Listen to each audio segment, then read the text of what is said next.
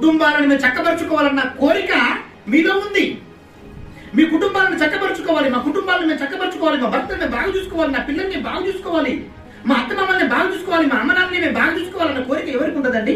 ప్రతి ఒక్కరికి ఉంటుంది. ఇలా ఈ సక్రమంగా ఇవన్నీ జరగాలంటే నీలో ఉండవలసింది ఏంటో తెలుసా?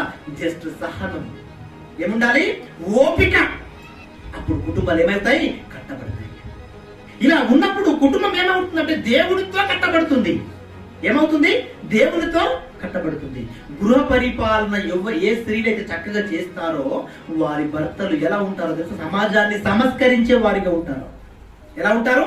సమాజాన్ని సంస్కరించే వారిగా ఉంటారు వాళ్ళ భర్తలు. ఈ ఓపిక ఏ భార్యకైతే ఉంటుందో ఆ భర్త సమాజంలో ఎవరితోనైనా మాట్లాడే సామర్థ్యం కలిగిన వాడిగా ఉంటాడు. సమాజంలో ఎవరికైనా బుద్ధి చెప్పేవాడిగా ఉంటాడు. ఇప్పుడు మనమే సరిగా లేమనుకోండి, మన భర్తలు ఏం మాట్లాడతారు? బయటికి వెళ్ళి మాట్లాడతారా?